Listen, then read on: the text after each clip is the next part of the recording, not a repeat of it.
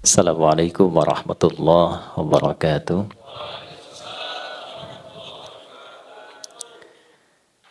Alhamdulillah. Wassalatu wassalamu ala Rasulillah. Nabiyyina wa Sayyidina Muhammad ibn Abdullah. Wa ala alihi wa sahbihi ajma'in. Wa man walah. Wa ba'd.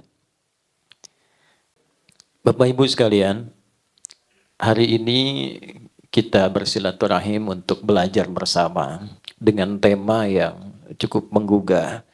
Dan tema ini barangkali insya Allah mudah-mudahan bisa menjadi bekal awal dan inspirasi dari pesan MC tadi khususnya untuk ketua-ketua DPC ke depan. Karena yang kita akan kaji adalah tentang pesan universal dari risalah keislaman yang dituntunkan oleh Nabi mulia Nabi Muhammad SAW untuk siapapun. Nah, ini diantara keistimewaan beliau didesain oleh Allah untuk menampilkan keteladanan bagi siapapun, Muslim, non-Muslim yang ingin mengambil manfaat dari kebaikan itu dan diterapkan dalam nilai-nilai kehidupan yang dipilih. Kita ingin coba definisikan dulu, ini temanya cukup dalam, cukup luas, mudah-mudahan waktu kita cukup untuk menggalinya. Saya ingin turunkan ke bawah dulu karena ini jalan dunia menuju akhirat. Ya, gerbangnya kan angkasa pura itu. Ya, angkasa itu kan ke udara gitu kan. Baik, jadi gerbang akhiratnya ke angkasa pura. Jadi nanti kalau ada tamu-tamu bandara, bukan hanya dia ingat terbang, tapi bagaimana ketika masuk bandara dia ingat akhirat itu.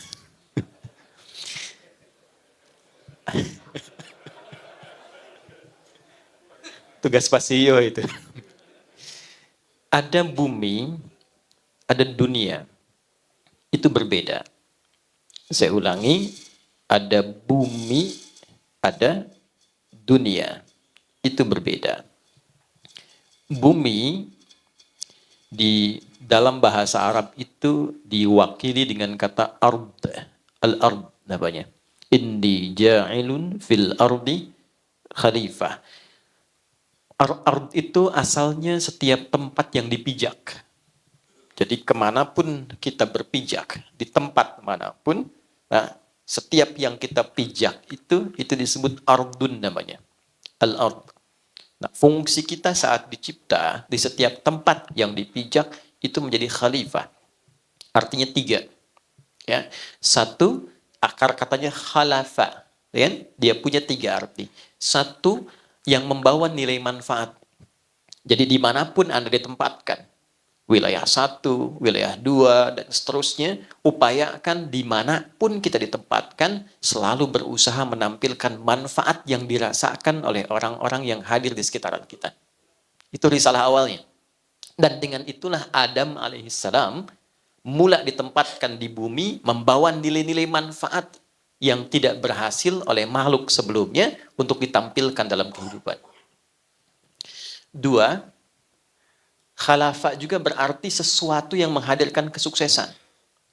Jadi dimanapun kita ditempatkan, Anda berpijak sekarang misalnya di Soekarno-Hatta, nanti berpijak misalnya dari Aceh sampai dengan ke Denpasar, dimanapun ditempatkan, ketua-ketua DPC ini berupaya menampilkan kemampuan maksimal untuk meraih kesuksesan yang diamanahkan. Dan jangan tanggung, kalau ditempatkan di sisi manapun, raih yang tertingginya. Karena dengan kita menempatkan cita-cita kesuksesan tertinggi itu, maka semua potensi-potensi utama dalam diri kita itu akan keluar. Effortnya lebih banyak. Itu 2. 3, khalafah itu juga berarti sesuatu yang saling menggantikan. Ingin memberi kesan bahwa dimanapun ditempatkan, tidak akan ada yang abadi. Nah, ini ketua umum, boleh jadi 3-4 bulan bisa berganti. Ya, mungkin periodenya selesai, datang yang lainnya. Demikian pula CEO sekarang Pak Iwayan. Besok-besok mungkin nanti akan berganti, beliau naik lagi, yang lain menggantikan. Nah, orang tua sekarang jadi ayah. Besok selesai, datang anak jadi ayah, Anda jadi kakek. Ya kan? Cucu 1, kakek, status berubah. Cucu 2, kakek-kakek. Ya? Nah, jadi selalu seperti itu kehidupan kita. Itulah al-ard. Sifat yang melekat pada fungsi kehidupan kita di setiap tempat yang dipijak dengan 3 makna itu, sifatnya disebut dengan dunia. Ya, disebut dengan apa?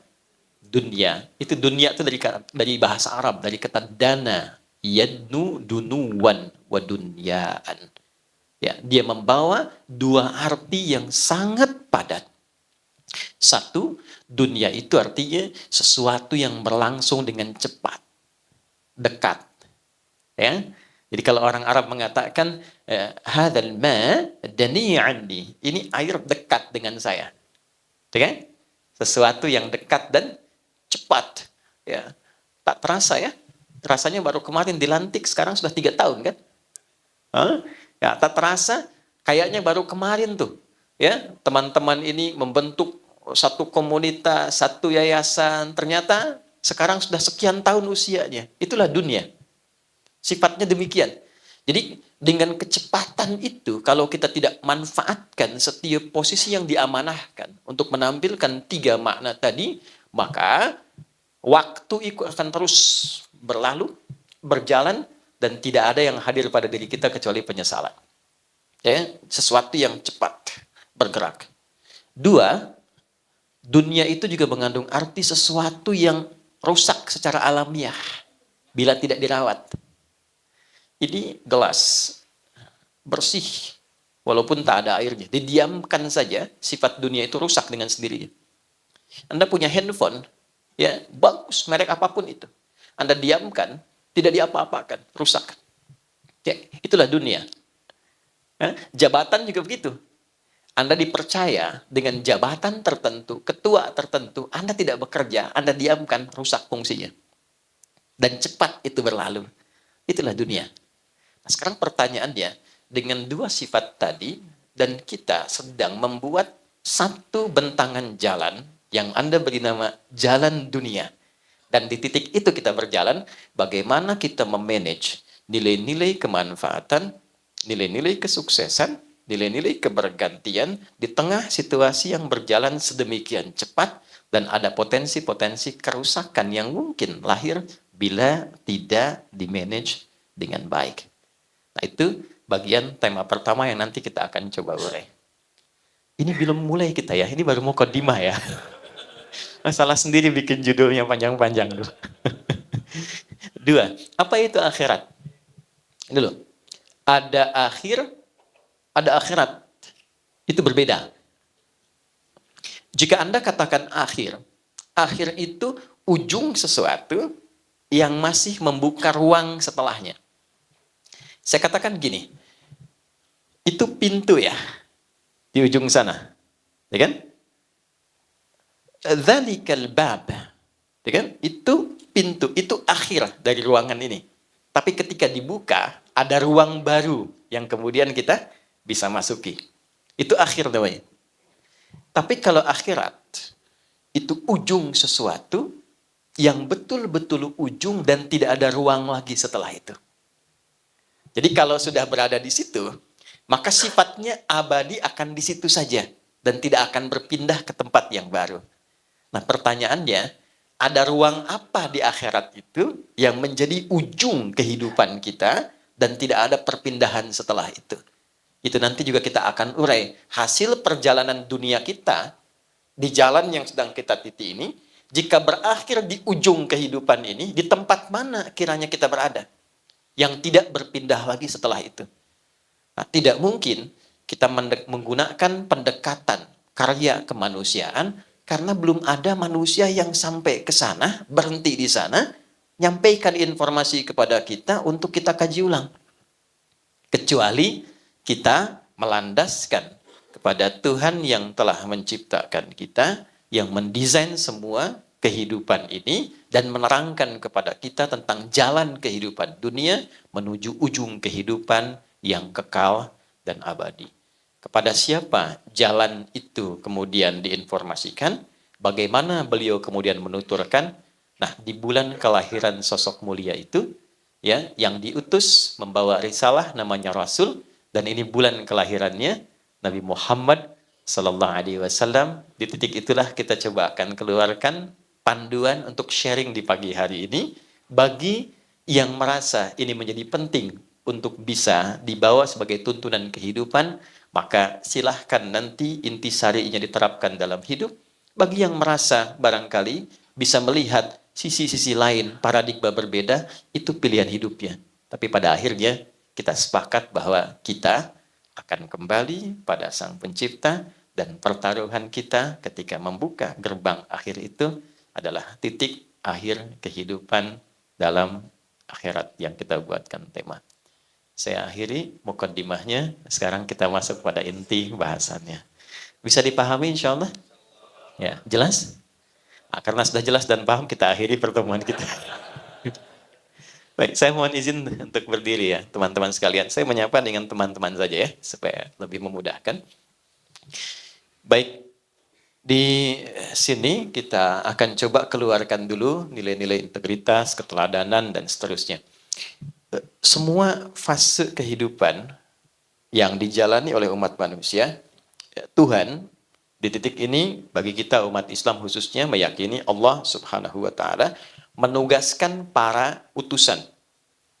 Utusan itu orang-orang bijak yang menerangkan tentang pola berkehidupan, tentang bagaimana kita bisa membawa risalah kehidupan dengan baik. Ya, risalah itu yang membawanya disebut Rasul namanya. Baik ya. Jadi dari manusia pertama turun sudah membawa pedoman berkehidupan. Ya, secara singkat pedoman kompleks berkehidupan yang memandu kita sukses dari ujung kepala sampai ujung kaki, itu kalau bahasa Arabnya disebut hudan namanya. Apa namanya? Hudan, kan? Kalau kita keluarkan kata hudan menjadi satu bagian, itu hidayah namanya. Ya, semoga kita mendapat hidayah. Itu satu aspek dari sekian bentuk pedoman berkehidupan. Dalam bidang apa? Ya kan?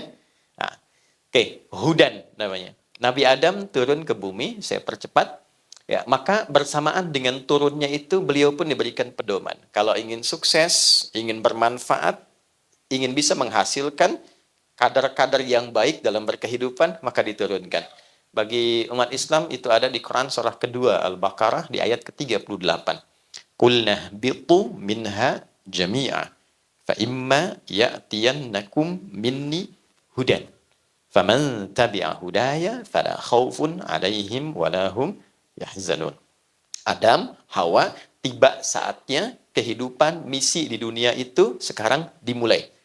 Engkau turun, bersamaan dengan turunmu, aku berikan pedoman berkehidupan.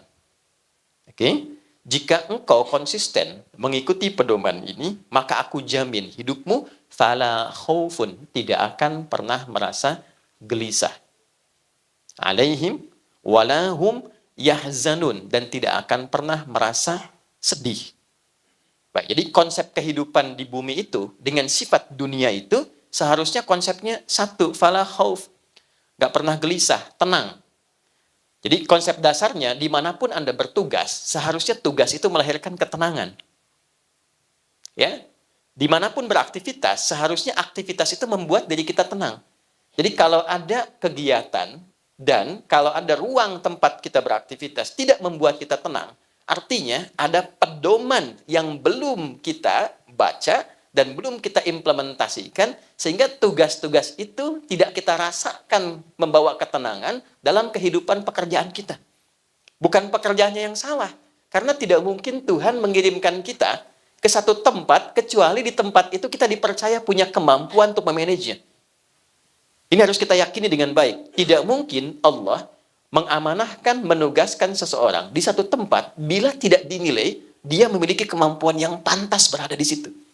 Ayatnya jelas. La yukallifullahu nafsan illa usaha. Tidak mungkin Allah memberikan tugas pada seorang hamba jika tidak dinilai memiliki kecakapan untuk bisa menunaikan tugas di tempat itu dengan baik. Nah, sekarang pertanyaannya, ketika ditempatkan di sana, apakah sudah membaca pedoman-pedoman yang baik sehingga dalam penunaian tugas itu kita bisa merasa nyaman dalam menunaikannya? Konsep dasar yang pertama. Demikian di rumah tangga juga. Ya, kalau dibawa dalam konteks kehidupan rumah tangga, seharusnya menjadi ibu itu menenangkan. Wala yahzanun, menyenangkan. Seharusnya menjadi suami itu menenangkan, menyenangkan. Jadi kalau di rumah tangga ada kegelisahan akut yang tidak pernah bisa diselesaikan, coba dilihat.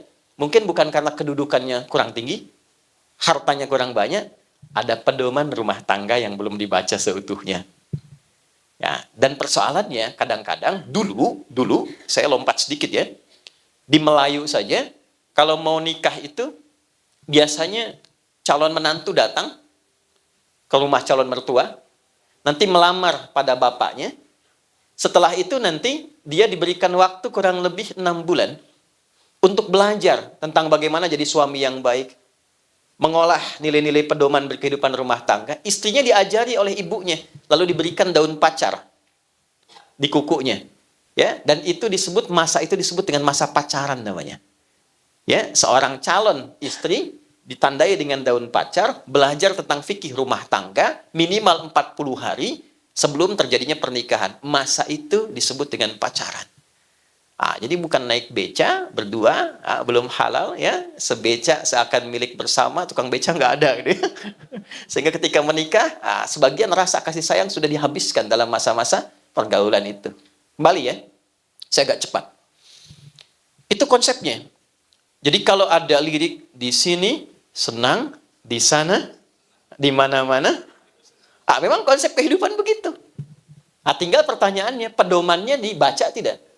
Petunjuknya dibaca tidak? Kita punya handphone, pedomannya tidak pernah dibaca, mustahil bisa menggunakan dengan baik. Maka setelah Nabi Adam, kemudian ada Nuh, Rasul pertama, terus sampai ke Ibrahim, saya lompat sampai ke Nabi Musa. Nabi Musa kitabnya apa? Rasul kan? Ya, beliau Rasul kan? Diberi kitab kan? Kitabnya namanya Taurat. Taurat ketika diperkenalkan, itu bukan hanya namanya, tapi fungsinya. Coba yang muslim lihat Quran surah 17 Al-Isra di ayat kedua. Wa ataina Musal kitaba wa ja'alnahu hudan li bani Israil. Dan pada Musa aku berikan kitab namanya Taurat, namanya nanti di Ali Imran ayat ketiga, Taurat, dan fungsi Taurat itu hudan, pedoman berkehidupan. Objeknya siapa? Pada saat itu komunitasnya namanya Bani Israel, satu region saja. Oke? Nabi Isa, saya lompat cepat ya. Ya, beliau membawa Injil. Injil itu apa fungsinya? Hudan. Pedoman berkehidupan libani Israel bagi kaumnya pada masa itu. Langsung cepat Nabi Muhammad sallallahu alaihi wasallam. Beliau dapat pedoman. Namanya apa kitabnya? Al-Qur'an. Al-Qur'an ketika diturunkan bukan sekedar untuk dibaca. Membaca itu gerbang pembuka untuk mengetahui isi.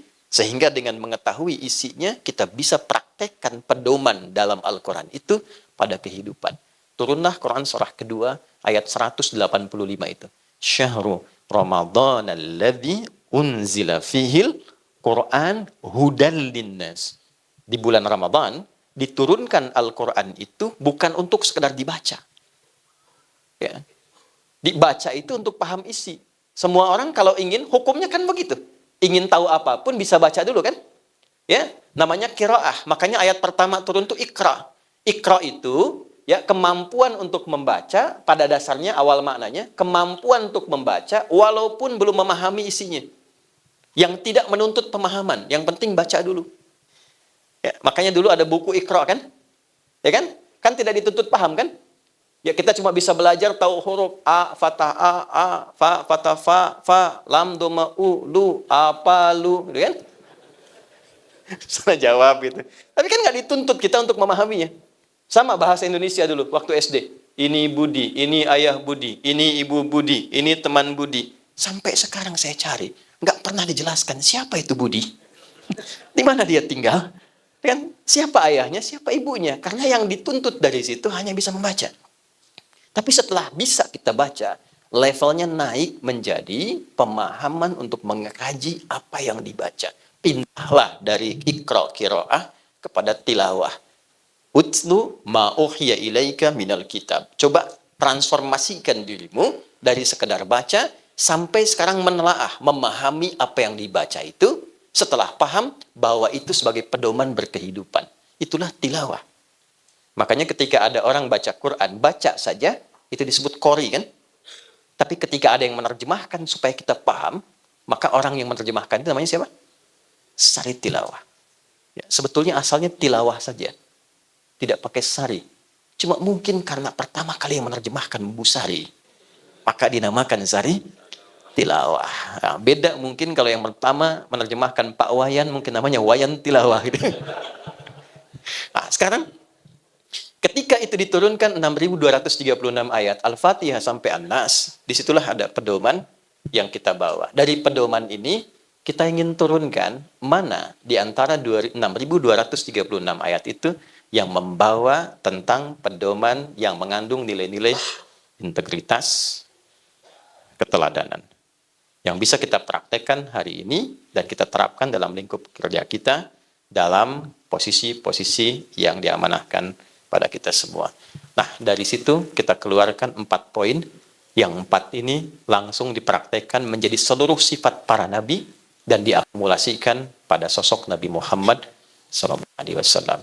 Jadi, jika Anda ingin menggali sisi integritas, keteladanan, di posisi-posisi yang sekarang Anda tempati, termasuk bekal-bekal kepemimpinan, 4 ini telah dijamin berdasarkan perjalanan masa di setiap tempat, dia yang bisa mengubah, menghadirkan pencerahan, dan berkemajuan di setiap tempat yang kita hadiri.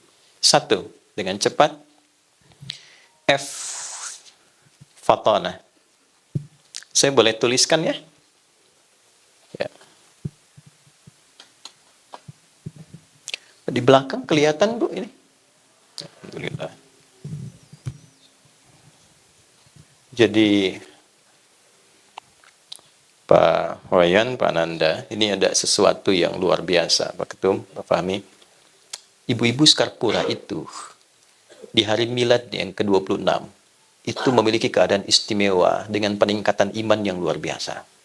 Di antara tandanya, belum saya tulis, sudah kelihatan. Imannya tinggi sekali, belum saya tulis sudah kelihatan. Saya tulis dulu ya. Assalamualaikum. Ini F, ya ini kan? Fatana.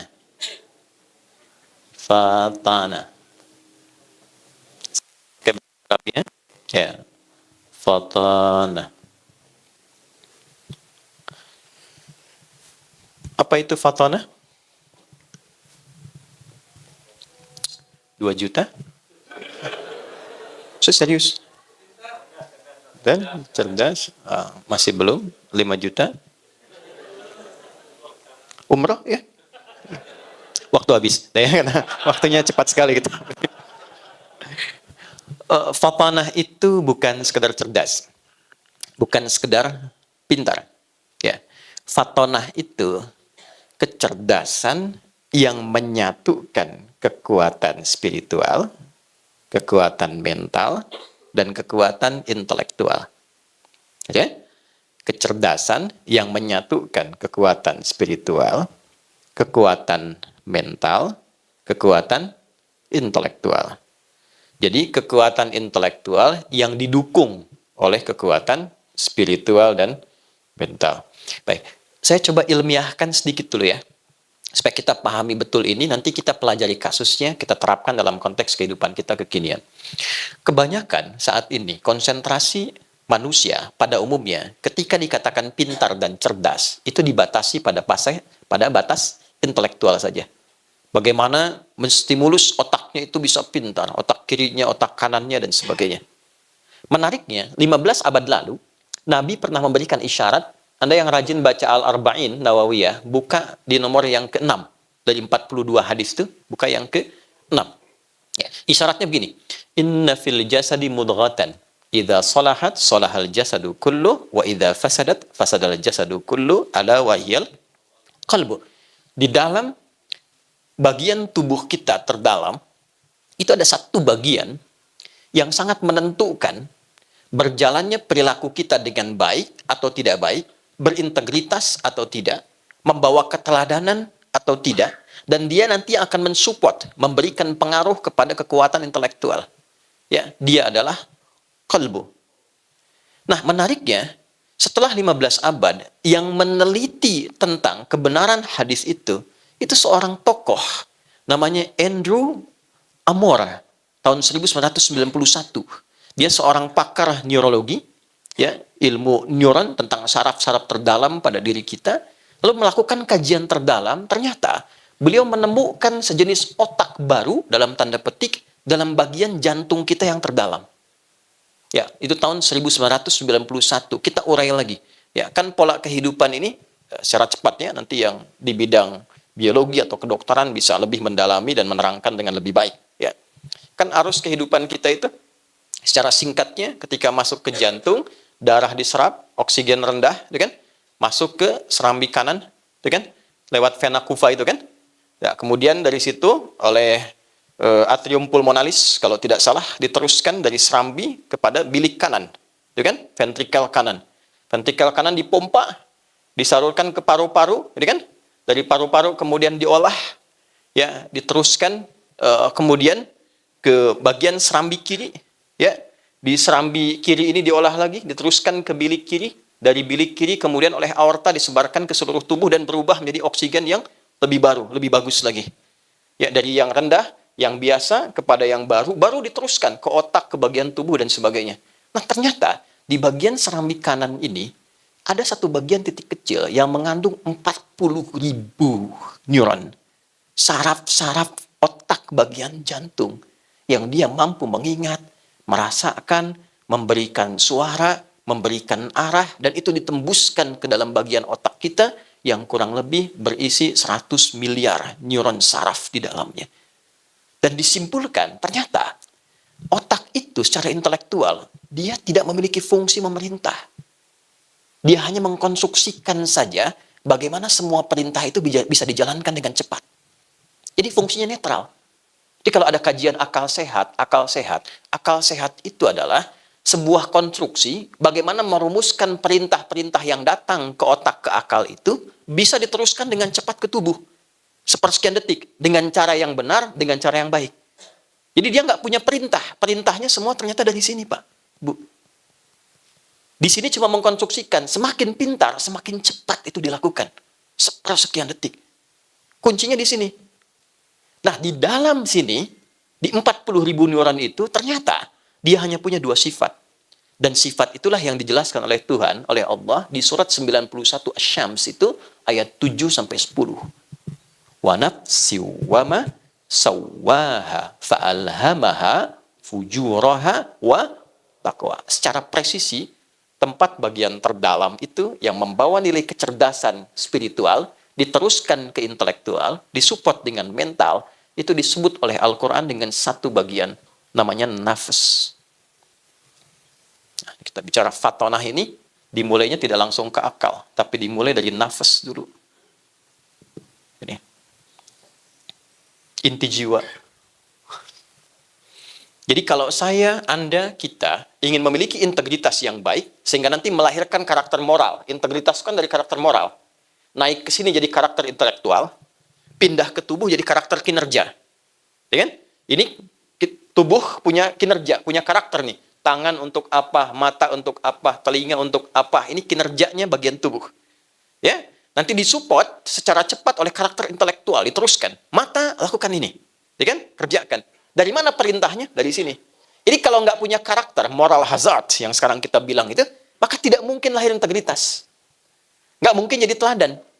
Nah, di mana titik berkumpulnya nilai-nilai karakter itu? Namanya di nafas namanya. Dan disitulah diserap ke dalam bahasa Indonesia menjadi nafas. Dengan nafas kehidupan itu yang tidak separuh. Hanya dewa yang punya separuh nafas itu kan. Nah, dan dengan nafas yang sempurna itu, mengalirnya bagian darah ke seluruh bagian tubuh, disitulah mengalir pula karakter-karakter kita. Nah, Nabi memberikan petunjuk, upayakan semua yang mengalir ke dalam bagian tubuh kita, dibawa oleh darah, membawa oksigen, punya karakter juga. Bukan cuma mengalir aja. Darah mengalir ke seluruh tubuh, membawa oksigen. Tidak begitu. Upayakan bawa karakter yang pertama F, fatanah. Nah, untuk mendapatkan karakter fatanah ini, maka di dalam inti jiwa ini ada 2 nih. Yang harus kita ketahui. Ini mohon maaf kajiannya agak dalam ya. Karena bicara akhirat itu harus sedikit dalam, khusyuk dalam bahasa Pak Wayan itu. Satu, ada takwa namanya. Nah, di sini terkumpulnya nilai-nilai yang kita tuliskan. 2, ada saya istilahkan katalis namanya. Walaupun menjadi lawan, nanti katalisnya namanya fujur. Ada fajar, ada infajar, ada fujur. Wa nafsi wa ma sawwaha fa'alhamaha fujuraha wa taqwa. Saya tuliskan yang muslim Anda bisa cari Quran surah 91 ayat 7 sampai 10. Nah, di takwa ini semua karakter-karakter baik yang mengakumulasikan secara kolektif sifat integritas dan keteladanan, ini munculnya di sini. Ada kejujuran, ada ketawaduan, rendah hati, ada kesabaran. Dikolektifkan keseluruhannya, disaring saripatinya, diberi nama dengan satu nama tunggal. Namanya takwa. Oke? Nah, lawannya itu fujur. Asal katanya, ya, ini. Di sini kalau kita tuliskan positif, ini negatif misalnya. Di sini misalnya ada rendah hati. Ya, kemudian di sini ada jujur. Di sini ada sabar. Ya, dan seterusnya. Nanti ini membentuk integritas dan keteladanan. Dua kata pokok di tema kita. Di sini katalisnya terlihat sebagai lawan. Jadi kalau di sini jujur, rendah hati, di sini ada sombong. Ya. Di sini ada jujur, kemudian di fujur ada apa? Ada bohong. Walaupun Anda mengatakan tidak ada dusta di antara kita, potensi dusta itu selalu ada. Oke? Baik. Kalau di sini ada sabar, di sini ada amarah. Ya. Di potensi sombong itu ada. Ya. Belum diangkat, sudah bikin kartu nama baru gitu kan. Tiba-tiba ada koreksi. Bisa ada. Ya. Dulu pakai sepeda, belum punya jabatan, semua disapa. Ya. Udah punya mobil, buka pintu dan nggak bisa. Ya. Nah, itu potensinya ada. Ya, sombong itu ada, angkuh itu ada, dusta itu ada. Ya, potensi dusta, potensi menipu itu selalu ada. Baik ya, walaupun misalnya, mohon maaf, ya Anda berusaha ibadah, Anda berusaha sholat, ya, semakin tinggi, semakin muncul takwanya. Tapi semakin rendah, semakin muncul potensi fujurnya. Ya, Anda jadi pimpinan, kan? Tiba-tiba datang tawaran ini, itu, dan sebagainya. Potensi ini selalu ada. Ya, demikian amarah dan sebagainya. Nah, caranya bagaimana mengolahnya supaya menjadi fatanah? Nah, ini kecerdasan ini yang akan membentuk nilai-nilai keteladanan dalam kehidupan. Perhatikan cara kerjanya. Ya, perhatikan baik-baik. Wa nafsi wa ma sawwaha fa'alhamaha fujuraha wa taqwaha. Ayat 9-nya, qad aflaha man zakkaha.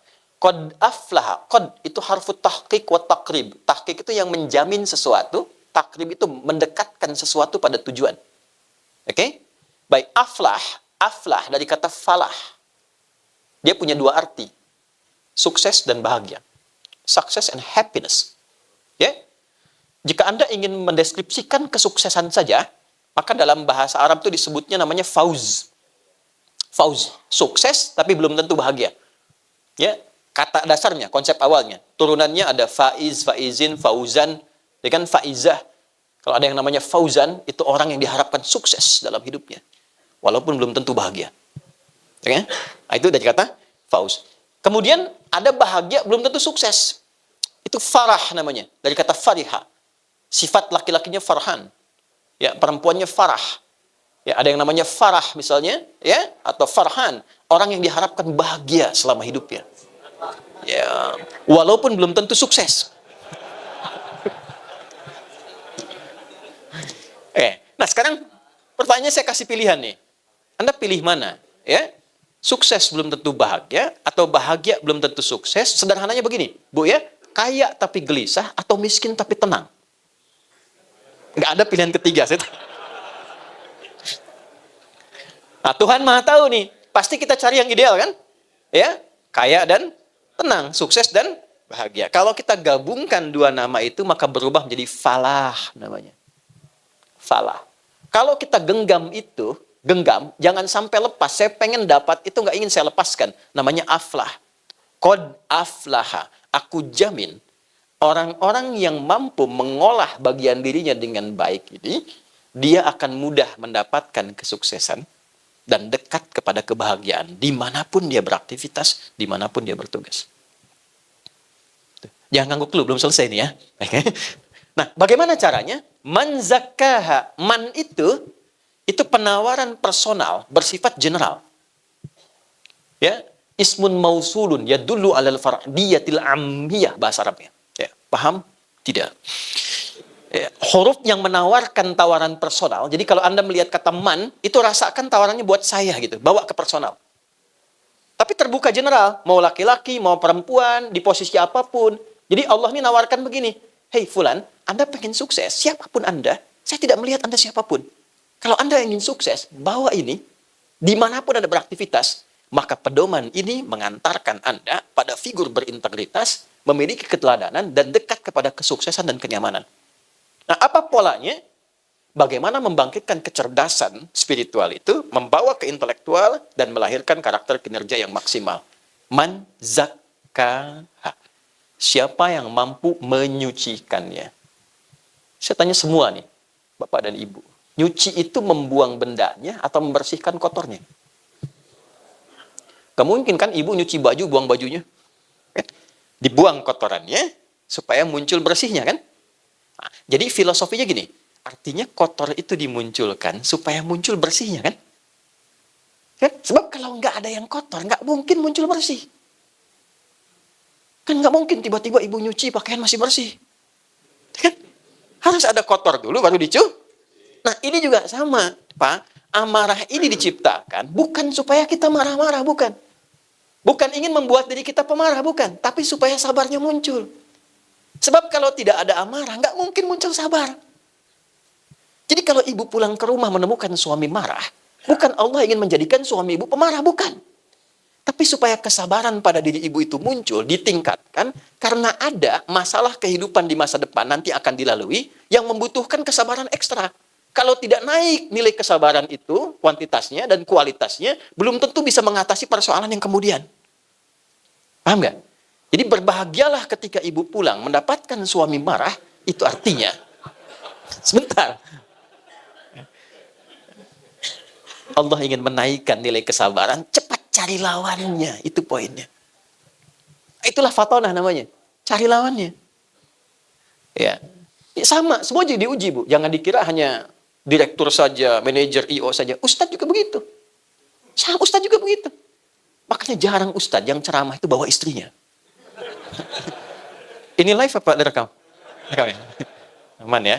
Jadi pola awalnya cari lawannya. Marah diciptakan bukan ingin membuat seseorang jadi pemarah. Tapi tepat cari lawan. Dari amarah itu sabar. Apa lawannya cemberut? Senyum. Anda pulang ke rumah, dia tidak cemberut. Anda senyum. Assalamualaikum. Kayaknya kenal gitu ya. Masya Allah. Ini emas 2 kilo, selesai masalah.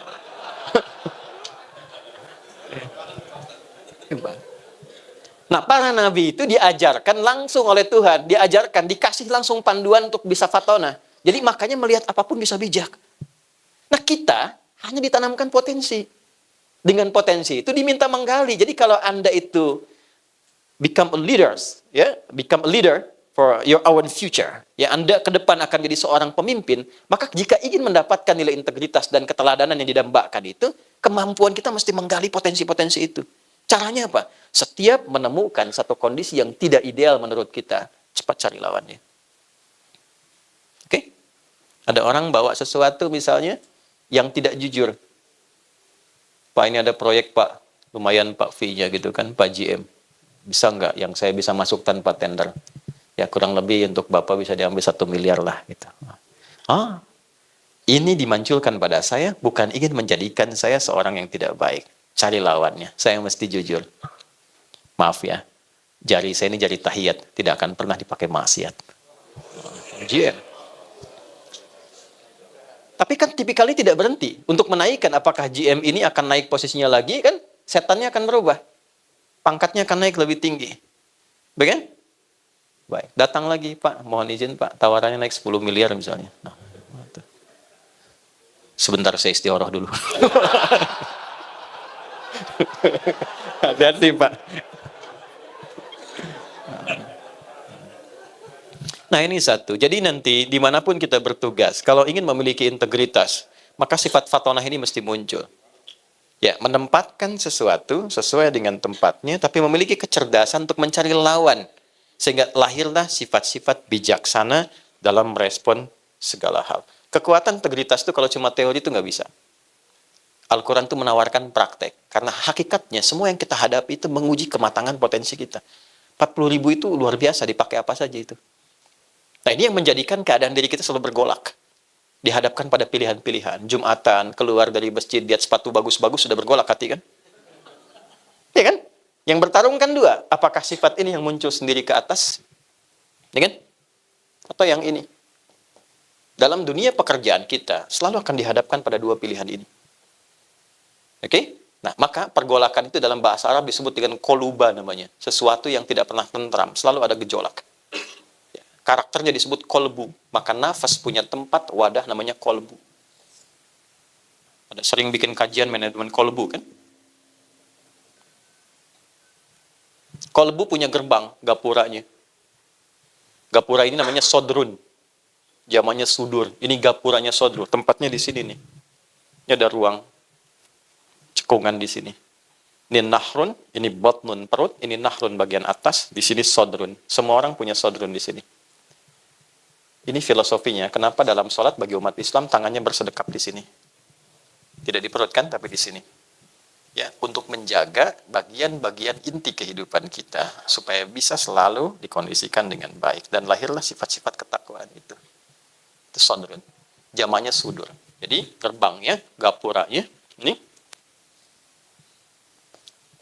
namanya sodrun. Jamannya sudur. Ada makhluk yang memang tugasnya ingin menjauhkan kita dari nilai ketakwaan. Supaya terlempar pada sisi yang buruk saja, fujur.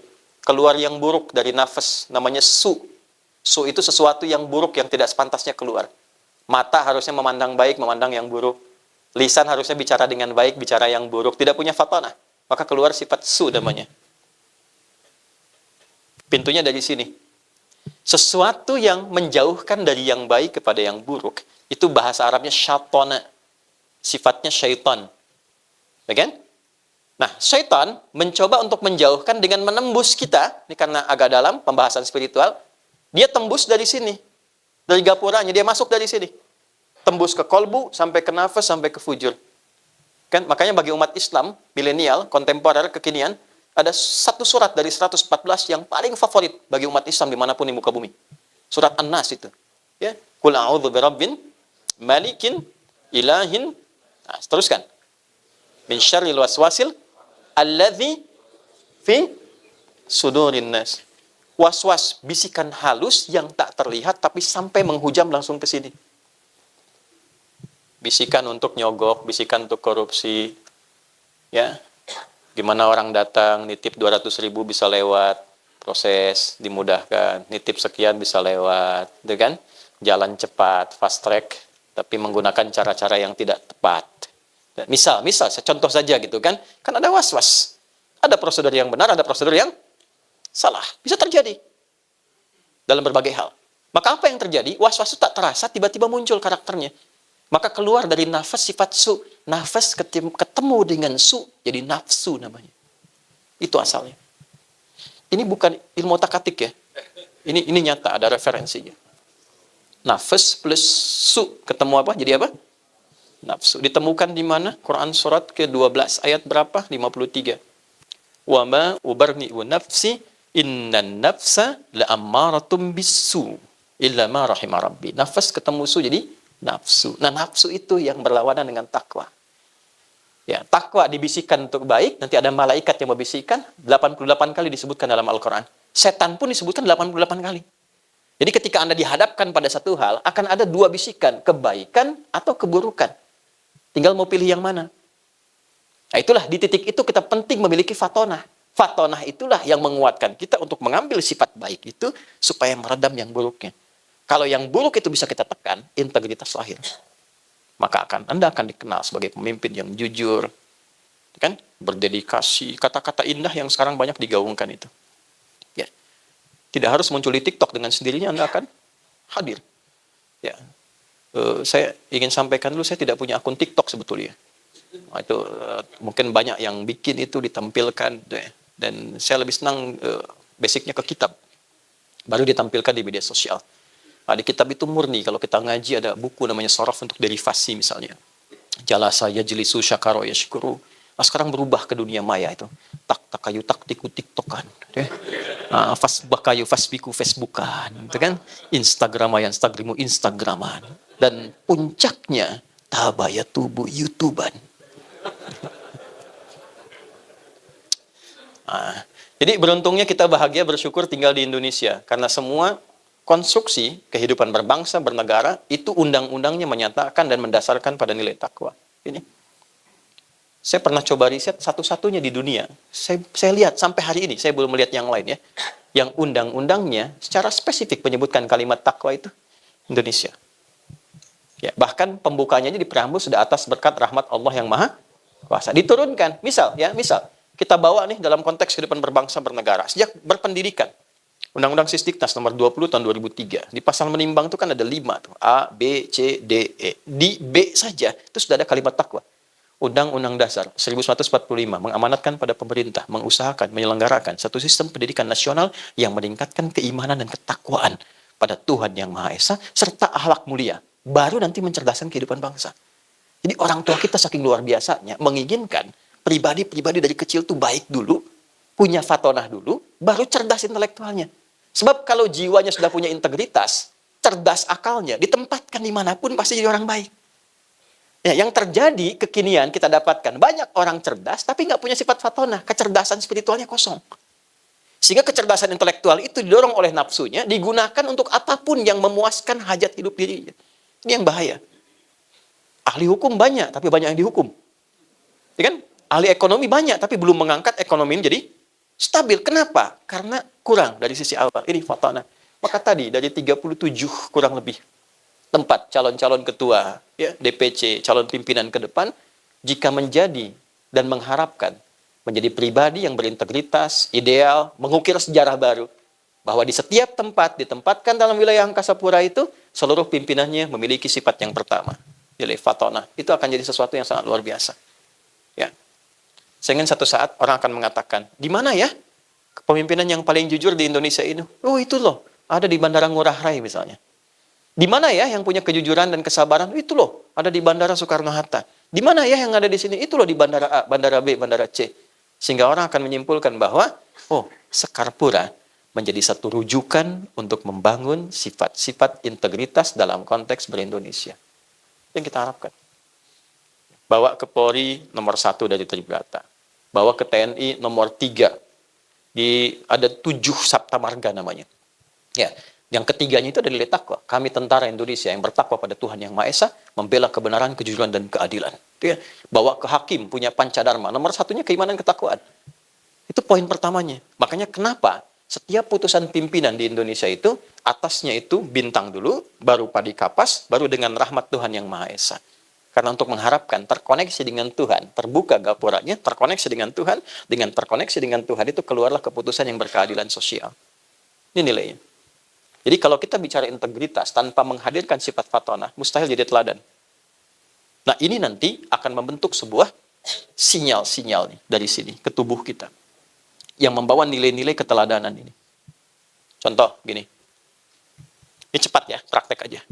Apa fungsi mata? Melihat kan? Nah itu belum ada fatonah. Kalau sudah ada fatonah, mengalir di dalam sini, memberikan arah kepada mata, ada vektornya. Dibimbing mata untuk melihat. Apa yang dilihat? Yang baik-baik saja menurut karakter takwanya. Disebut iman namanya. Nah, bagi yang muslim tuh surah 24, surah cahaya. Ayat 30 untuk laki-laki, 31 untuk perempuan. Kullil mu'minina. Katakan pada orang-orang yang yakin pada Tuhan. Dan akan kembali ke akhirat nanti, akhirat. Ya, yaghuddu min absarihim. Tolong gunakan matamu dipandu oleh sinyal takwamu. Melihat yang baik-baik saja. Ketika yang dilihat tak pantas, tak baik untuk dilihat, maka palingkanlah dengan cepat dia berpaling. Panduannya di sini. Ya, dari mata turun ke? Jangan langsung ke hati aja. Ke lisan, ke mulut. Ya, kalau sudah masuk mulut, berubah fungsi karena punya fatonah. Man kana yu'minu billahi wal yaumil akhir falyakul khairan aw liyasmut. Siapa yang merasa yakin akan pulang ke akhirat, dinilai dia, maka dia menata lisannya dengan sifat fatonahnya. Katakan yang baik kalau tak mampu diam. Maka indah kehidupan. Lisannya berkata yang baik. Ada orang datang sebagai tamu, kita katakan dengan baik, wajah otomatis senyum. Tapi pakaiannya tak pantas dilihat karena terbuka aurat. Menurut takwanya nggak boleh lihat, dia palingkan, gitu kan? Tapi tetap menghormati. Dan semua berfungsi cepat. Tidak ada misalnya Pak Ketua Umum ini matanya masih melihat, lisannya istighfar, astagfirullah. Ah, ini penumpang dari Finlandia begitu terbuka, astagfirullah. Cepat. Ya. Nah, ini fungsinya. Jadi ini punya cahaya ke tubuh kita ini. Perempuan juga sama. Ayat 31-nya kan untuk perempuan. Wa qul lil mu'minat. Katakan bagi perempuan-perempuan yang yakin dia akan pulang. Ini sekarang pertanyaan dasarnya begini. Dari sekian kita bekerja, ini sudah muncul belum karakter ini? Nah, untuk memunculkannya sederhana. Pasti Anda dihadapkan pada masalah ini. Sekarang ketika melihat ini, cepat cari lawannya di sini. Ada orang sombong. Sombong itu kenapa sih ditampakkan kepada kita? Kenapa harus saya yang lihat? Oh, supaya pada diri saya muncul sifat yang ini, rendah hati. Jadi kalau Anda melihat unsur pimpinan yang sombong, ya, dengan apapun kalimat yang disampaikan, gaya hidupnya seperti apa, tampil, kelihatan oleh kita. Kita menyaksikan itu. Itu kita diperlihatkan bukan untuk menikmati dan mencela, bukan. Tapi mengambil ibrah, pesan dari situ supaya menata diri, mencari lawan yang lebih baik. 2. A. Amanah.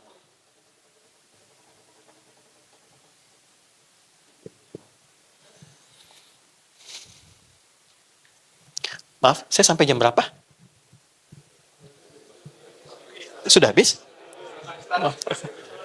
Oh, silakan. Ini sampai sore ya, saya 15 menit lagi selesai. Baik, saya cepat ya. Apa itu amanah? Angkat tangan, angkat tangan. Angkat tangan. Ya. Enggak, saya cuma minta angkat tangan. Ya, 1 juta ya. Baik. Sebenarnya sederhana gitu. Diminta, kerjakan yang diminta. Jangan memberikan beban pada diri kita gitu ya. Itu kali saya lewat Kuningan Jumatan. Itu kali Jumat. Ya, driver jalan, terus ke bahu kan. Polisi lihat. Ada getaran yang tampak kan. Ya. Terus dia merapat tuh. Begitu rapat, polisinya datang. Ditanya, mau kemana Pak? B, karena yang bawa mobil agak lebih senior. Mau kemana B katanya. Dia keluarkan SIM. Wah, salah saya bilang. Saya langsung koreksi. Pak, saya mau ke Kuningan Jumatan. Saya khatib saat ini. Oh, iya. Silakan, langsung aja Pak. Jalankan. Saya bilang sama driver itu, Pak, jawab sesuai pertanyaan. Beliau tanya mau kemana? Jawab, mau kemana? Beliau tanya, Anda keluarkan SIM. Yang lebih fatal kan baru ditanya, selamat pagi 100 ribu keluarkan. Nah, itu yang salah. Itu yang fatal gitu ya. Tolong catat ya. Tapi jangan lihat jumlahnya ya. Kasih sayangnya aja. 1 juta ya. Tolong tadi yang angkat tangan tuh. Apa itu amanah? Dapat dipercaya. Kurangi 1 juta. Amanah itu gini. Amanah itu dari kata seakar-akarnya itu rootsnya di kata aman. Aman ya. Di satu masa boleh kalau mau belajar lebih, saya mengajar di S3 di UPI di linguistik. Ya, jadi ada sosiolinguistik, ada belajar fonologi, morfologi, sintaks, kemudian ada juga semantik ya, ada leksikon dan sebagainya. Nah, itu kalau kita urai sampai ke titik awalnya, itu seakar dengan kata aman namanya. Aminah. Apa itu aman? Aman itu keadaan tenang, nyaman, enak, baik. Kalau dibentuk menjadi karakter dan sifat, maka tambahkan tak di ujungnya. Kalau ingin dibuat sesuatu yang panjang, tanpa jeda, tanpa batas, tambahkan alif di tengahnya. Maka menjadi amanah, singkatnya begitu. Amanah adalah upaya sepanjang apapun, dalam keadaan apapun, untuk membuat orang-orang yang berinteraksi dengan kita merasa nyaman dan tenang. Itu asalnya. Sehingga disarikan itu dengan kalimat singkat dan padat, dapat dipercaya. Karena dengan dapat dipercaya, kita merasa tenang. Asalnya begitu. Oke? Ini sifat amanah itu. Bagaimana menghadirkan rasa aman, rasa tenang, rasa nyaman bagi orang-orang yang berinteraksi dalam kepemimpinan kita. Jadi ketika Anda ditempatkan dimanapun, menjadi pribadi yang amanah, artinya pribadi yang menenangkan dan melahirkan rasa aman untuk orang banyak. Aman, tenang, nyaman. Gitu. Integritas, iya. Jujur. Tapi setiap orang mau bicara, nggak enak rasanya gitu. Nggak ada ketenangan. Nggak ada kenyamanan. Coba lihat Nabi dia, kan deskripsinya begitu. Ada kitab buku banyak sekali mendeskripsikan tentang pesona tampilan karakteristik Nabi Muhammad. Itu orang baru lihat wajahnya, terus sudah jatuh hati dengan beliau. Ya, ada sosok namanya Abdus Syams. Beliau dari Persia. Lalu mencoba mencari keyakinan, pendalaman. Masuk Kristen. Terus dengar lagi info. Ada seorang disebut Nabi di Madinah. Ingin tahu ajarannya, datang. Begitu datang, baru melihat Nabi. Itu 3 tahun sebelum Nabi wafat. 3 tahun sebelum Nabi Muhammad wafat. Tahun ke-7 Hijrah. Baru melihat wajahnya. Itu sudah langsung terpesona dengan karakter beliau. Senyumnya, kepada siapapun senyumnya sama. Kepada siapapun, nggak dibedakan. Ya Pak, kadang pada pimpinan dengan bawahan kan senyumnya kadang agak beda ya. Nah, ini semua sama, senyumnya sama gitu, menyambutnya sama. Itu langsung jatuh cinta kepada beliau dengan akhlaknya itu, lalu bersyahadat masuk Islam. Berubah namanya menjadi Abdurrahman, hamba Allah yang terkasih. Ya, bertekad, saya terlambat nih belajar jadi orang baik, pengen jadi orang baik. Maka beliau putuskan ingin mendedikasikan sisa hidupnya untuk melihat, belajar langsung dari pesona kehidupan Nabi. 3 tahun dipelajari Nabi keluar rumah jalannya bagaimana, ketemu orang bagaimana, sampai diamanatkan ketemu binatang pun sayangnya luar biasa. Akhirnya dipraktekkan, ketemu anak kucing kecil, kucing liar. Kalau kucing rumahan itu kittun namanya, kittun. Serap ke dalam bahasa Inggris itu kitty kan, cat kitty. Jadi Hello Kitty, kucing rumahan, jadi bantal, jadi sarung, jadi apa gitu ya. Nah, tapi kalau kucing liar namanya hurun, pakai hak besar. Kucingnya, anak kucingnya Hurairah. Lewat di depan beliau, ya kehilangan induknya, diambil, dirawat. Kalau malam diselimuti, makan disuapi, dimasukkan ke jubah. Tiba-tiba lagi jalan berpapasan dengan Nabi, keluarlah anak kucing kecil itu. Nabi mengatakan, "Anta Abu Hurairah." Kamu adalah bapaknya anak kucing kecil yang merawat anak kucing seperti merawat anak sendiri. Maka sejak saat itu viral, namanya disebut dengan Abu Hurairah. Anda bisa bayangkan, orang-orang yang melihat Nabi, saking merasa amannya, nyamannya, percaya pada Nabi, kepercayaan itu bisa merubah kepribadiannya menjadi lebih baik. Dan itu ada polanya, ada fikihnya. Sehingga ketika diwariskan pengajaran itu, ada orang-orang yang ketika Anda lihat, Anda terinspirasi jadi baik. Coba cek deh, ada sosok-sosok tertentu, ustadz, kiai, ulama, habib. Ketika Anda lihat, Anda pengen jadi orang baik, karena Anda merasa nyaman. Itu diwariskan. Nah, kalau dibawa ke nilai keteladanan kepemimpinan, bisa nggak begitu melihat Anda, karyawan tuh merasa tenang gitu. Merasa terlindungi. Tanggung jawabnya diayomi. Punya pemimpin yang betul-betul memberikan kedamaian. Itu sesuatu yang mahal sekarang. Ya, dulu kalau di garis komando itu, militer, ya, kalau prajurit salah, itu pimpinannya langsung ambil alih. Sehingga prajurit merasa nyaman. Dan kita kehilangan itu saat ini. Tipis. Nah, sama nih, di Skarpura, Angkasa Pura nih. Bisa nggak ketika lewat itu orang bukan hanya segan, bukan hanya hormat, tapi nyaman. Saya senang dengan pimpinan saya. Ya, amanah. Amanah itu bukan sekedar dipercaya, tapi kepercayaan yang melahirkan ketenangan, kenyamanan, kedamaian dalam jiwa. Sehingga orang senang menyebutnya. Siapa bosnya sekarang? Masya Allah, beliau tuh. Ya. Siapa bosnya sekarang? Nggak usah sebut namanya lah. Itu kan? Nah, sifat kedua tuh. Jelas ya? Di sini ya? Oke. 3, saya cepat. Siddiq. Siddiq. Siddiq itu selalu tampil jujur pada kebenaran. Ya. Apa yang benar, itu yang ditampilkan. Ya, tapi cara menampilkannya nanti diatur lagi, sehingga membuat orang merasa nyaman. Dia punya kemampuan dapat memanage sebuah kebenaran, tampil dengan cara yang elegan, sehingga orang salah tidak merasa disalahkan, orang benar tidak merasa digurui. Itu Siddiq itu. Ya, Abu Quhafah namanya. Satu kali ada seorang bergelar Abu Jahal lawannya. Nanti kalau Anda yang belum haji, belum umrah, ya saya doakan semoga ada cepat ya. Dan tidak cukup dengan amin dia, nabung. Ya. Nanti di sini ada Grand Zamzam, Pak Wayan dari Mualaf sampai sekarang udah pernah umrah belum? Sudah ya, baik. Udah, oke.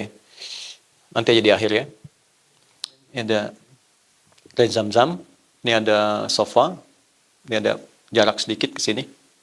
Ini ada sofa, ini ke belakang, jalur ke Aziziyah ke belakang. Ini ada Istana Raja, ini asalnya bukit ini. Namanya Jabal Qubais, ini Istana Raja. Sini Masjidil Haram di depan. Ini jalan ke sini sedikit, ini ada Hotel Hilton yang lama. Ini di sini kalau naik sedikit, di sini ada musola, ini rumahnya Abu Bakar Siddiq dulu. Di sini ada toilet yang pertama, di sini ada yang kedua dekat masjid, tempat kipas angin di sini memberikan air. Ini warna hijau, ini parlemen Quraisy. Tempat kumpulnya orang-orang Quraisy di masa dulu. Yang mau saya katakan gini. Kalau Anda ke sini, teman-teman, nanti belok ke sini, ini pintu 26, terus ada gate Nabi. Gate Nabi itu beliau berkehidupan dengan Sayyidah Maimunah. Di sini sholat 2 rakaat sebelum ke Hajar Aswad dan menunaikan Isra Mi'raj. Ya, ada 2 pintu ke atas dan ke bawah. Dan gate Ali, di sini Babus Salam, tarik garis lurus, ini rumah Nabi lahir. Ya, di sini marwah Sayyidah Khadijah. Di sini pintunya Sayyidah Abbas. Dari sini sampai ke ujung, ya, kurang lebih ada patokannya saya suka lihat kipas angin ya, 35 kipas angin. Udah saya hitung ya. Kalau 36 berarti nambah 1.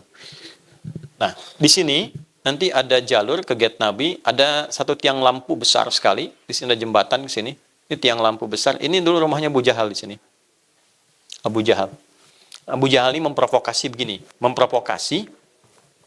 Jadi provokator itu udah ada 15 abad yang lalu. Beliau memprovokasi seperti ini kurang lebih.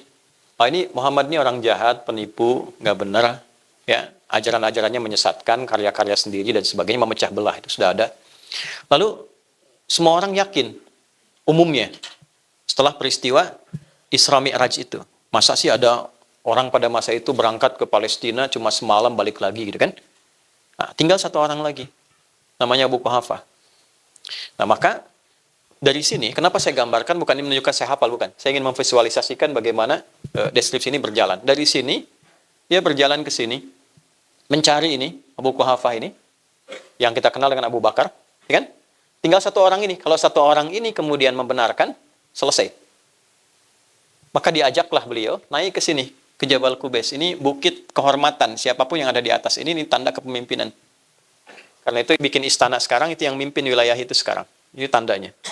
Maka diangkat ke situ, ditanya, apakah engkau yakin dengan peristiwa Isra Mi'raj? Isra Mi'raj itu perjalanan Nabi yang menjadi tanda mukjizat yang besar. Dari mulai ke Mekah sampai ke Masjidil Aqsa di Palestina, sampai naik ke langit cuma semalam. Belum selesai subuh sudah pulang. Baik ya? Apa kata Abu Bakar? Perhatikan kalimatnya. Lau kana Muhammadun sallallahu alaihi wasallam, kalaulah seorang Muhammad sallallahu alaihi wasallam mengatakan sekarang ini di belakang kita ada musuh yang akan menyerang, saya akan percaya kepada beliau sekalipun itu tidak terjadi. Saya akan percaya. Anda bisa gambarkan ya betapa amanahnya dan nilai kejujuran yang sangat tinggi sehingga berkata apapun orang yakin. Berkata apapun. Dan sudah pasti benar kalau menyampaikan. Sehingga dibawa nilai itu dengan kemasan kalimat yang sangat indah. Kalaulah beliau berkata, di belakang ini ada musuh yang menyerang dan tidak terbukti, saya tetap akan yakin. Keyakinan untuk menampilkan kebenaran dengan bahasa yang nyaman diterima dan baik. Dan tidak ada yang tersinggung pada masa itu. Karena memang Nabi Muhammad sudah punya sifat yang kedua, amanah itu. Dari sejak beliau sebelum dilantik jadi Nabi, orang itu merasa yakin, tenang. Ya, jadi ketika beliau jadi orang baik, namanya solih, semua orang tenang. Abu Jahal, Abu Lahab, macam-macam. Bahkan yang menjadi lawan pun menitipkan barangnya pada beliau, saking merasa tenang ya. Tapi ketika jadi orang yang memperbaiki muslih, barulah ada orang merasa terganggu. Bayang ya, ingat ya, ketika Anda menjadi leader yang ingin memperbaiki, pasti ada zona nyaman bagi sementara orang yang merasa terganggu. Maka apa yang terjadi? Sifat ketiga yang penting, siddiq ini. Bagaimana menampilkan kebenaran tugas Anda, tanpa harus menyinggung privasi orang-orang ini sehingga merasakan kebenaran dari situ. Maka ketika mengatakan kalimat itu diberikanlah gelar kepada beliau As-Siddiq. Dari sejak itu viral, namanya disebut Abu Bakar Orang yang mampu menampilkan sebuah nilai kebenaran dengan cara yang elegan, sehingga memberikan sigoh pengaruh terbaik bagi orang-orang di sekitarnya, tanpa harus punya niat menyakiti apalagi menghancurkan. Sedih. Sekarang ketika Anda diberikan tugas, bukan hanya kita bicara tentang, wah bagaimana ini kita punya integritas, tapi bagaimana menampilkan integritas itu tanpa melukai orang lain.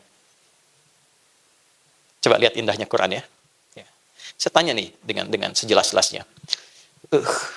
Kenal Fir'aun nggak? Baik, Anda bilang kenal, saya pulang. Fir'aun. Korun? Tahu ya? Oke. Pertanyaan saya.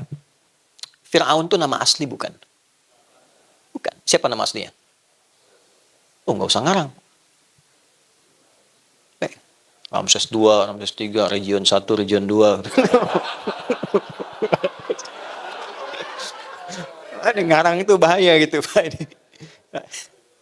Gini, Fir'aun, catat kalimat ini. Anda mau bikin status juga apa-apa. Fir'aun, Fir'aunnya Fir'aun. Tidak pernah disebut nama aslinya. Fir'aunnya Fir'aun. Tidak pernah disebut nama aslinya. Yang melekat itu nama jabatannya, Farao, Firaun, pemimpin, leader. Ya kan? Apa karakteristik Firaun yang paling jahat ditampilkan di Quran itu? Al-Baqarah 49 itu. Yudzabbihuna abna'akum wa yastahyuna nisa'akum. Ada informasi bahwa ini akan ada sosok yang berpotensi menggantikan kepemimpinannya. Langsung ada bisikan. Apa bisik-bisik yang kadang-kadang masalah itu? Ya, menyampaikan hati-hati bos gitu ya. Ini potensi nih menurunkan Anda nih gitu ya. Hati-hati Pak GM dengan pembisik-pembisik gitu ya. Harus punya sifat fatonah itu. Ya. Ini berpotensi menghancurkan Anda ini. Langsung keluar dekretnya itu. Dekretnya jelas. Setiap ibu yang sedang mengandung didampingi oleh 2 orang intel. Yang satu mengamati, yang satu mengeksekusi. Ya, dia membawa satu senjata, yang taruhlah misalnya pisau pada masa itu. Jadi begitu lahir, langsung dilihat laki-laki atau perempuan. Kalau laki-laki, itu langsung dieksekusi di hadapan ibu yang baru melahirkannya. Caranya, mohon maaf ya, nanti bisa disensor juga ya. Caranya, itu diambil. Zabaha itu beda dengan nahara. Fasholli lirabbika wanhar. Kalau nahara, itu menyembelih seperti unta, ya, tidak dijatuhkan. Biarkan dalam berdirinya, disembelih. Di sini posisinya. Tapi kalau zabaha dijatuhkan dulu, ya, baru kemudian disembelih. Tapi kalau zabaha pakai tasydid dijatuhkan dengan kasar, disembelih, digorok berkali-kali. Itu kalimatnya menggunakan zabaha dan menggunakan kata progresif. Terus yudzabbihu. Nah, setiap lihat laki-laki jatuhkan, digorok berkali-kali di hadapan ibu yang baru melahirkannya. Ya kan? Hobinya begitu, ngaku Tuhan. Ana rabbukumul a'la. Saya Tuhan yang kalian paling hebat katanya. Itu dalam sejarah cuma 2 yang mengaku Tuhan. Dan oleh Allah tuh diberikan satu hukuman yang sangat melecehkan. Ya, supaya memberi tanda gitu. Kalau Anda terlalu tinggi, dijatuhkannya itu terlalu dalam. Ya, ditenggelamkan kan? Supaya orang viral, Tuhan tenggelam. Tuhan kok tenggelam gitu? Ya, satu lagi Namrud tuh. Namrud itu kan hancurnya hanya dengan satu nyamuk yang cacat sayapnya. Orang mengatakan lalat riwayat ya. Cacat ya. Ya, sehingga masuk ke telinganya, tewas dengan itu. Gak viral di kalangan masyarakat. Ada Tuhan tewas dengan nyamuk cacat gitu. Rendah. Maka setiap orang merasa tinggi, mengangkat dirinya terlalu tinggi, biasanya Allah langsung rendahkan serendah-rendahnya. Itu rumus tuh. Hati-hati ya teman-teman sekalian. Maka apa yang terjadi? Ya, itu dia ngaku Tuhan loh. Manusia sekarang kan paling tinggi levelnya Nabi pernah malaikat ya. Ya, Nabi pernah bilang, la nabiyya ba'di, gak akan ada Nabi setelah saya. Itu clue-nya tuh. Ya, kalimat itu makna dalamnya begini, nanti di masa depan ada orang mengaku Nabi setelah saya. Langsung tolak aja, nggak ada setelah saya, nggak akan terpenuhi syaratnya. Makanya kalau ada orang ngaku Nabi sampai kini, nggak usah aneh. Ini menunjukkan apa yang dikatakan Nabi Muhammad benar. Yang aneh itu setiap ada yang ngaku, ada pengikutnya. Itu masalahnya. Ya, dulu IM itu, pelatih bulu tangkis tuh, era 2000-an, ngaku Nabi. Tangkap polisi, tanya kan, kenapa ngaku Nabi? Saya ke Bogor Pak, dapat wahyu deh. Anak bayang nggak, kita ke Bogor dapat tales, dia wahyu. Yang legend itu kan, ada LA kan, aku malaikat tuh. Dia minta izin pada gubernur yang terdahulu untuk mendaratkan Jibril di Monas. Bayang, ditangkap oleh polisi tuh. Ya, kita dukung tuh polisi kita, jangankan teroris, malaikat dia tangkap tuh. Ya. Nah, tapi Firaun dengan berbuat semacam itu nggak pernah disebut nama aslinya oleh Quran. Selalu jabatannya Firaun, Firaun. Korun, sekorun-korunnya korun, nggak pernah disebut namanya. Selalu sifatnya. Korah yang punya harta banyak digambarkan seperti metafornya seluas samudra. Sehingga orang yang punya Korah disebut korun. Sampai sekarang masih dicari. Ya, orang Ciamplas ditanya, balik ke mana? Wilayah harta karun. Gitu. Kan? Dicari. Tapi nggak pernah ditampilkan namanya. Kenapa? Inilah adab. Akhlak. Seburuk-buruknya orang. Yang salah itu perilakunya, bukan namanya. Jadi kalau ada orang berbuat salah, jangan sakiti namanya, perbaiki perilakunya.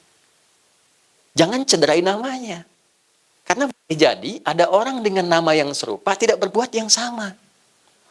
Jadi Anda itu mau menjatuhkan orangnya atau memperbaiki perilakunya. Anda seorang leader, ada bawahan salah.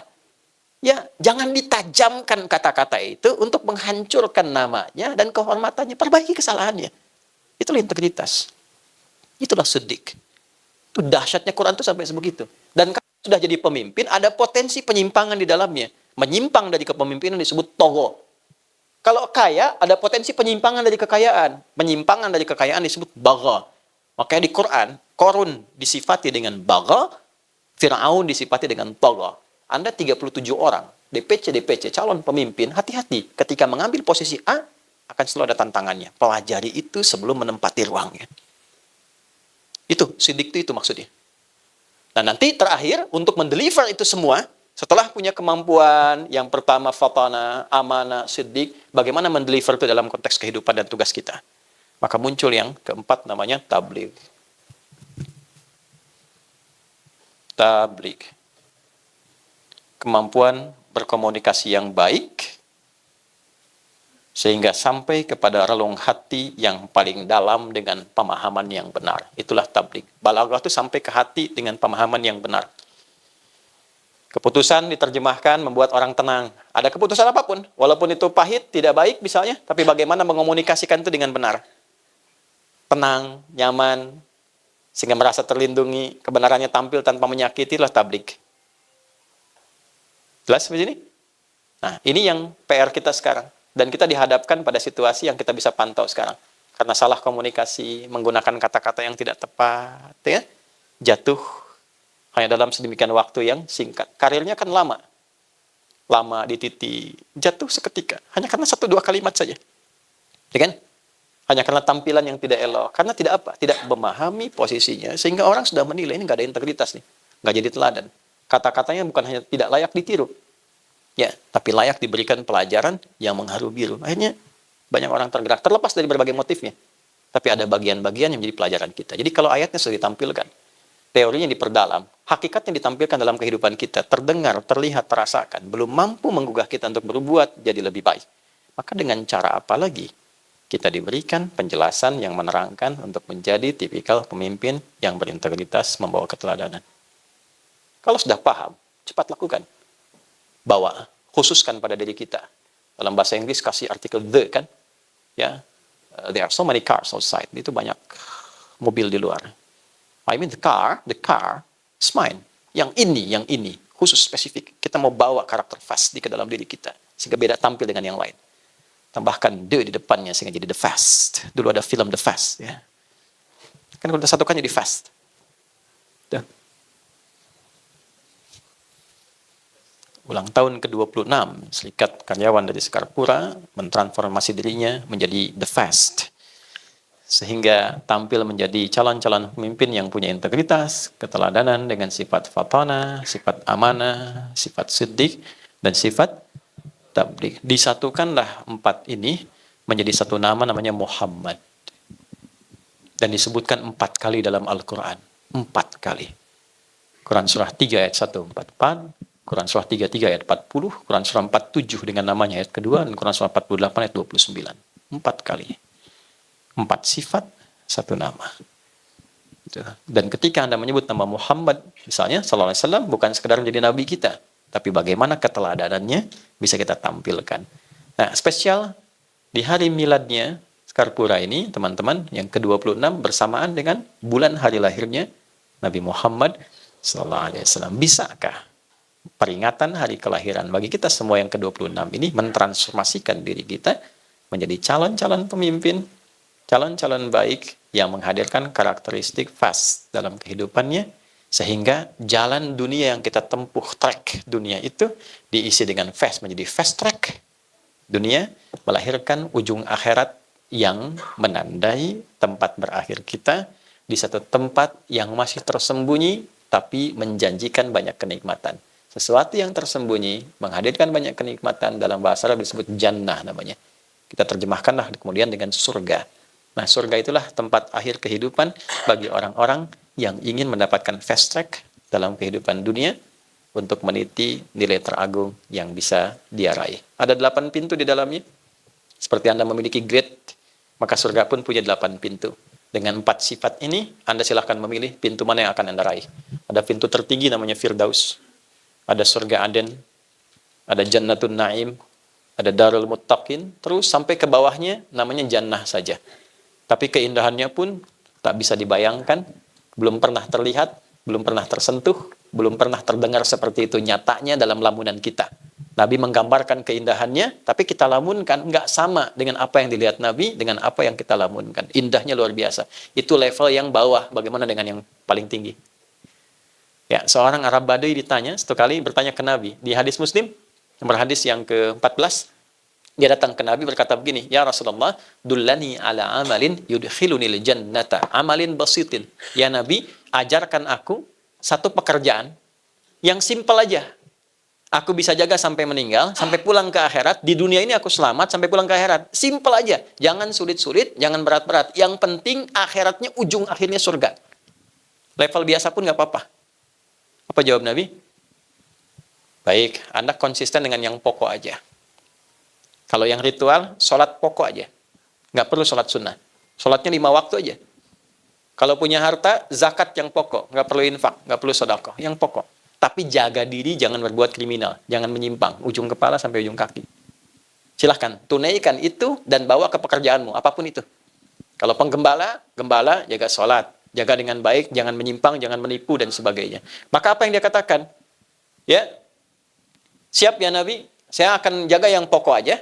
Saya nggak bisa tambah, dan saya akan jaga diri saya dari perbuatan menyimpang. Maka dia pergi meninggalkan Nabi. Fantalaqo. Kata Nabi, lihat komennya. Komen ini baik, Anda boleh langsung like and subscribe. Kata Nabi, aflaha in sadaqa, ay dakhalal jannata in sadaqa. Kalau dia komitmen dengan apa yang dia katakan tadi, dia akan meniti fast track kehidupan dunia dan dijamin masuk surga di akhirat. Dia pergi. Tapi teman-teman mesti lihat, dia pilih yang paling bawah. Surga biasa itu. Dia pilih. Karena dia merasa bahwa tempat tinggal saya di padang pasir. Oke? Kalau saya mau tahajud susah, malam-malam angin datang besar. Dingin suasana, saya jaga yang pokok aja. Mau zakat juga cari, tapi mau infak, siapa yang mau diinfakin? Padang pasir. Oke? Tapi dia bisa menjaga diri dari perbuatan maksiat. Oke? Apa yang kita lakukan? Kita lihat. Ya bagaimana maksiat di padang pasir? Sinyal susah. Oke? Mau lihat misalnya auratnya apa? Unta. Kadal gurun yang dilihat ya memang sudah terbuka. Ya tantangan minimal, ya minimal sekali maksiatnya, kriminalnya kecil. Nah, kita saat ini hadir di era yang berbeda. Era disrupsi, perkembangannya tinggi. Kata Nabi di hadis Muslim, nomor hadis 157, saya tutup dengan ini. Yushiku alla taqumas sa'atu. Nanti akan terjadi perubahan era. Sampai ke ujung kiamat nanti. Hatta yuqbadul ilmu. Yang satu, era itu akan ditandai, masa itu ditandai. Satu, para pakar itu akan mulai sedikit-sedikit menyusut sampai hilang, ya. Dan muncul orang-orang tidak jelas menjadi pakar. Matinya kepakaran, muncul orang-orang seperti pakar. Innallaha la yaqbidul ilma intiza'an yantazi'u minal ibad. Allah itu kalau mau nyabut ilmu, tidak langsung dicabut ilmunya, walakin biqabdil ulama, yantazi'uhu biqabdil ulama. Wafat para pakarnya satu-satu. Hatta idza lam yabqa alimun, riwayat lain yubki aliman, sampai kalau sudah nggak ada pakarnya satu-satu, yang muncul yang nggak jelas. Fasu'ilu fa'aftau fadallu wa adallu. Anehnya, ini jadi rujukan. Ada followersnya, ada subscribersnya, diikutin, ngasih petunjuk dan dilakukan. Sama, nanti dalam level kepemimpinan itu juga nanti ada orang-orang nggak jelas. Idza wusidal amru li ghairi ahli fantadhiris sa'ah. Kalau seseorang sudah tidak punya kapabilitas mendapatkan ya satu kepercayaan untuk memimpin, tak punya kapabilitas di dalamnya, rusak apa yang dia pimpin. Maka bagus tadi dibuat yayasan Bening Hati dan sebagainya untuk kaderisasi supaya menyambut ini dan lebih profesional ke depan. Ya, dua, saya cepatnya, tantashirul fitan, fitnahnya menyebar. Yakthurul kadzib, manipulasi banyak. Bagaimana itu bisa terjadi? Nah, ini yang mau saya katakan. Tolong garis bawah ini dengan baik ya. Ya taqarabuz zaman, tataqarabul aswaq. Masanya menjadi terasa singkat. Di hadis lain, setahun kayak sebulan, sebulan terasa seperti sepekan, sepekan seperti sehari, sehari seperti sekilatan, dan terjadi percepatan digital sehingga pasar mudah diakses. Tanda pertamanya. Dulu manual kita berangkat pakai angkot, pakai ojek manual, sekarang klik barangnya datang. Sekarang eranya berubah Pak, Bu. Tantangan di Angkasa Pura, teman-teman Sekarpura, eranya berubah. Sekarang era digital, era disrupsi, macam-macam mulai muncul. Saya saja seumur-umur belum pernah ceramah tentang garam, tiba-tiba ada video jualan garam rukyah. Ya, dengan video tampilan seperti saya, ada AI dan sebagainya. Maka inilah tantangan yang kita hadapi saat ini. Tinggal kita hadirkan, tapi alhamdulillah sebelum kita akhiri, kita punya MC yang punya tanda-tanda dari Allah, ayatullah. Ya, punya CEO yang berdharma bakti, alhamdulillah, punya GM yang wicaksana, dan punya ketua yang punya pemahaman yang juga mengangkat kita dengan baik. Fahmi Aziz itu tinggi gitu ya. Dan kita punya keluarga yang baik untuk saling mendukung. Jadilah keluarga yang baik, ya saling mendukung satu dengan yang lainnya. Yuk kita berdoa, dan doa kita diterima.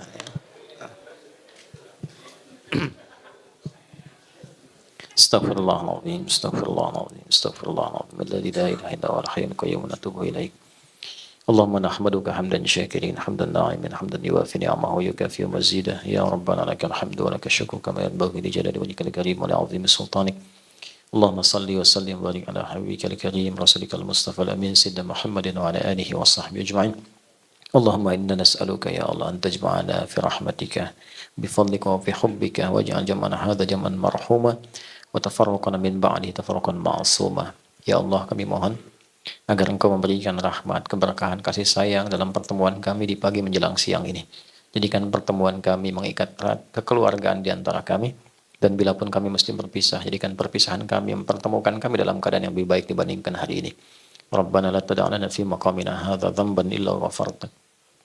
Ya Allah, jika ada orang-orang yang pernah berbuat salah, berbuat dosa, berkumpul di ruangan ini, jangan biarkan yang meninggalkan tempat ini kecuali Engkau telah gugurkan dan hilangkan kesalahan-kesalahannya. Wala hamman illa farajtah. Jika ada yang tengah merasakan kegelisahan, mohon tenangkan hatinya. Wala asiran illa yassartah. Jika ada yang telah mengalami kesulitan dalam tugasnya, di rumah tangganya, kehidupan sosialnya, dengan keikhlasannya ia datang untuk belajar hari ini, ringankan dan hilangkan serta angkat seluruh kesulitannya. Wala maridan illa syafaitah. Jika ada yang sakit, mohon sembuhkan penyakitnya. Allahumma alif baina qulubina wahdina lila tuba ilaika taubatan nasuha wa khaffif ya Allah, khaffif hisabana yaumal qiyamati nahtadiya ilaika ya Allah birahmatik. Ya Allah, kami mohon berikan kami kemampuan untuk memperbaiki diri, bertobat, meniti lembaran baru kehidupan dengan lebih baik, dan menunaikan tugas dengan lebih baik sehingga dapat meringankan hisab kami di akhirat kelak. Allahumma ya arhamar rahimin, ati anfusana taqwaha wa zakkiha anta khairu man zakkaha anta waliyuha maulaha. Ya khairan nasirin, Allahumma ansurna wahfad biladana Indonesia wa jannibna minat tafraqah wahdi umara'ana wa ru'asana liyahtadu ya Allah ila hidayatik liyakhafif hisabahum yaumil qiyamah. Ya Allah, kami mohon jaga negeri ini, negeri yang kami cintai, Indonesia. Satukan kami dalam kebaikan, jauhkan kami dari perpecahan. Berikan hidayah pada para pemimpin kami untuk bersikap adil dalam kepemimpinan yang meringankan hisab mereka di akhirat. Wahdi umara'ana, wahdi ya Allah, ulama'ana, waj'alhum mukhlasin lakaddin. Dan mohon berikan petunjuk, hidayah pada para ulama kami, guru-guru kami, agar ikhlas dalam berdakwah, memberikan bimbingan yang mencerahkan, menyatukan, menjauhkan dari perpecahan. Rabbana barik ya Allah fi Sekarpura tamaman mubarakah wa yassir ya Allah li Angkasa Pura kama yassarta ibadakas salihin wal mu'minin. Ya Allah, berikan keberkahan, kebaikan, kemuliaan pada teman-teman yang berhimpun di Sekarpura ini, agar dapat menjalani tugas-tugas dengan baik. Mudahkan tugas mereka, lancarkan, sehatkan, berkahi, muliakan keluarganya, dan jadikan satu keluarga yang saling mendukung dalam kebaikan. Rabbana atina fid dunya hasanah wa fil akhirati hasanah wa qina adzabannar. Wa sallallahu ala sayyidina Muhammad wa ala alihi wa sahbihi ajma'in. Wa akhiru da'wana subhanakallahumma rabbana wa bihamdika Asyhadu an la ilaha illa anta nastaghfiruka wa natubu ilaik. Walhamdulillahi rabbil alamin. Nasrun minallah fathun qarib wa basyiril mu'minin wallahu muwaffiq ila aqwamit thariq. Assalamualaikum warahmatullahi wabarakatuh.